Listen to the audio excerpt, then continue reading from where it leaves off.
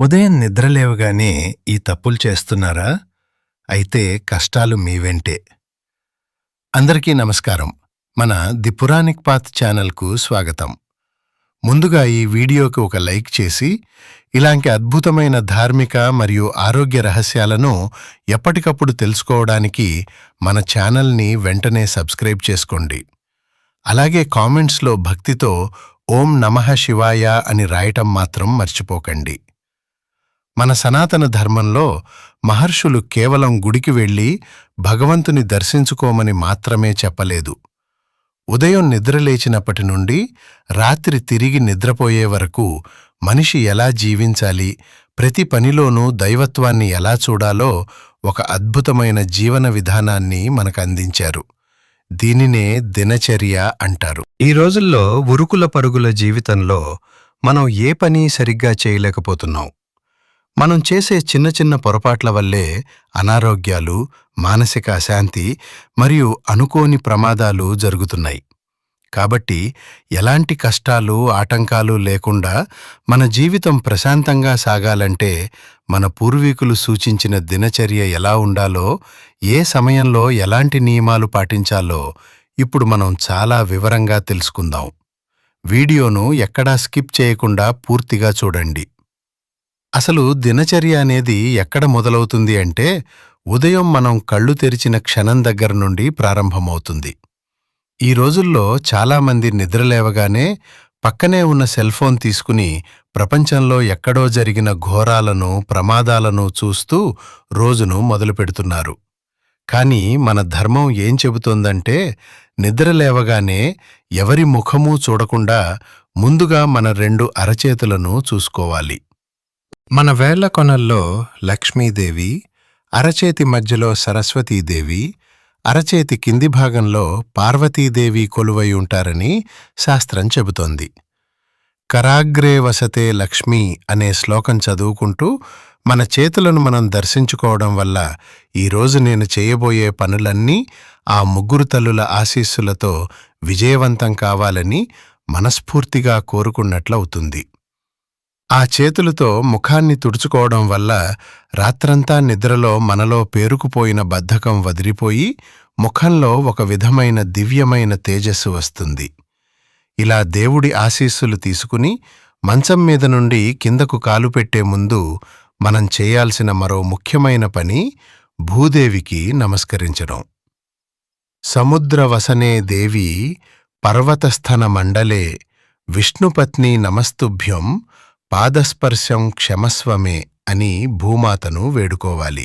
ఎందుకంటే రోజంతా మన బరువును మోసే భూదేవి మీద మనం పాదం మోపుతున్నాం కాబట్టి, ఒక తల్లి తన పిల్లవాడు తనను తన్నినా ఎలా క్షమిస్తుందో, ఓ భూమాత, నిన్ను నా పాదాలతో తొక్కుతున్నందుకు నన్ను క్షమించు తల్లి అని ప్రార్థించాలి. మనిషికి ఏ చిన్న ఆపద వచ్చినా, ప్రమాదవశాత్తు కింద పడినా ఆ భూమాతే ఒక తల్లిలా మనల్ని తన ఒడిలోకి తీసుకుని కాపాడుతుంది.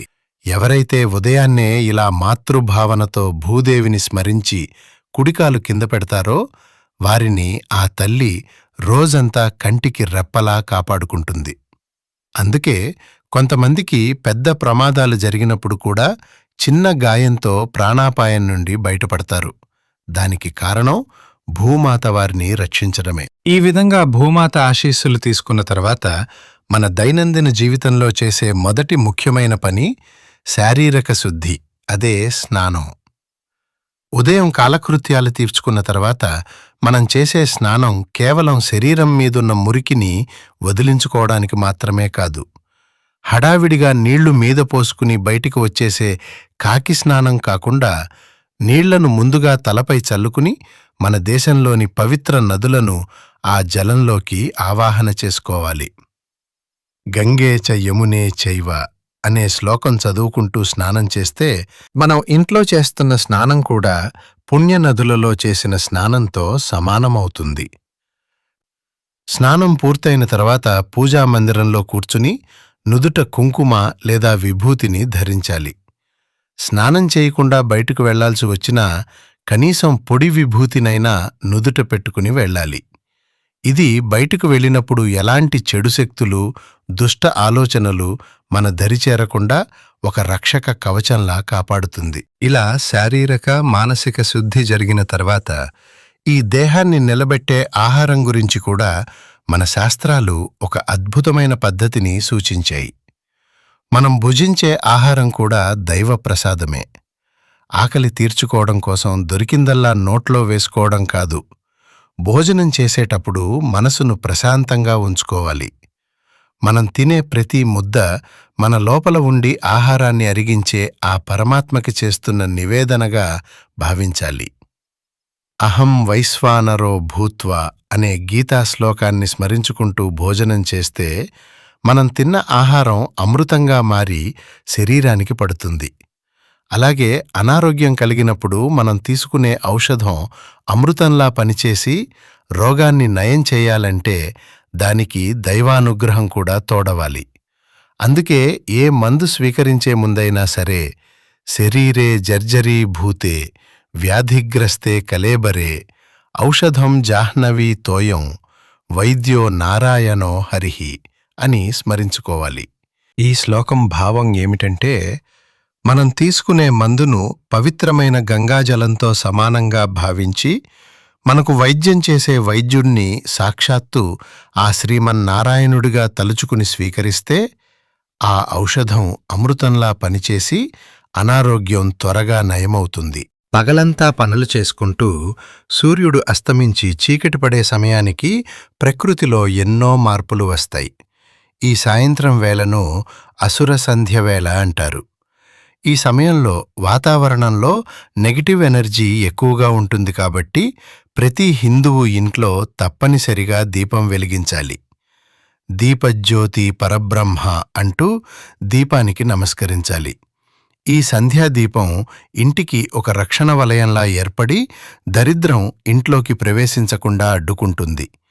ఇంట్లో దీపం వెలిగించిన తర్వాత మనసుకు ప్రశాంతత కోసం శివాలయానికి లేదా గుడికి వెళ్లడం మన సంప్రదాయం. అయితే శివాలయానికి వెళ్ళినప్పుడు నేరుగా వెళ్లి శివుడిని దర్శించుకోకుండా ముందుగా నందీశ్వరుడి అనుమతి తీసుకోవాలి. భక్తి పేరుతో కొందరు నందీశ్వరుడి కొమ్ముల మధ్యలో తోక కింద దీపాలు పెట్టడం లాంటివి చేస్తారు. అది మహాపాపం. భగవంతుడికి స్వచ్ఛమైన భక్తి ముఖ్యం కాని ఆయనకే ఇబ్బంది కలిగించే పనులు చేయకూడదు. అలాగే శివుడికి వాడిన నిర్మాల్యాన్ని ఎక్కడ పడితే అక్కడ తొక్కే చోట పారేయకూడదు. ఇలా సంధ్యావందనం, దైవదర్శనం ముగించుకుని రాత్రి భోజనం కూడా పూర్తయిన తర్వాత మనిషికి అత్యంత అవసరమైనది ప్రశాంతమైన నిద్ర.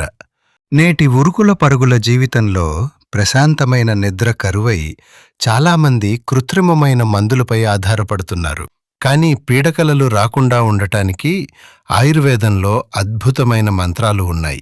నిద్రపోయే ముందు మనసును ప్రశాంతంగా ఉంచుకుని అగస్త్యుడు, మాధవుడు, ముచుకుందుడు, కపిలుడు, ఆస్తిక మహర్షి అనే ఈ 5గురిని స్మరించుకుంటే కంటి నిండా అద్భుతమైన నిద్రపడుతుంది.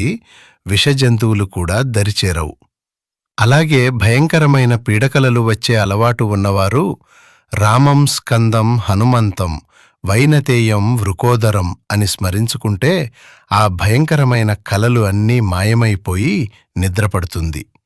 ఇలాంటి పవిత్రమైన ఆలోచనలతో నిద్రలోకి జారుకున్నప్పుడు అది సాక్షాత్తు సమాధి స్థితినే తలపిస్తుంది. చూశారు కదా, ఉదయం నిద్రలేచినప్పటి నుండి రాత్రి తిరిగి పడుకునే వరకు ఈ దినచర్యను తూచా తప్పకుండా పాటించినందుకే మన పూర్వీకులు ఎలాంటి ఆసుపత్రుల చుట్టూ తిరగకుండా 100 ఏళ్లపాటు నిండు ఆయుష్షుతో ఆరోగ్యంగా జీవించగలిగారు. మనం కూడా పాశ్చాత్య వ్యామోహంలో పడి మన సనాతన ధర్మాన్ని వదిలేయకుండా వాటిలోని అంతరార్థాన్ని గ్రహించి ఆచరిస్తే మన జీవితం సుఖసంతోషాలతో వర్ధిల్లుతుంది. దయచేసి ఈ వీడియోని మీకు తెలిసిన వారందరికీ తప్పకుండా షేర్ చేసి మన సనాతన ధర్మ గొప్పదనాన్ని అందరికీ తెలియజేయండి. ఇలాంటి మరెన్నో అద్భుతమైన, ఆసక్తికరమైన పౌరాణిక, ధార్మిక మరియు ఆరోగ్య రహస్యాల కోసం మన ది పురాణిక్ పాత్ ఛానల్ను సబ్స్క్రైబ్ చేయడం మర్చిపోకండి. ధన్యవాదాలు.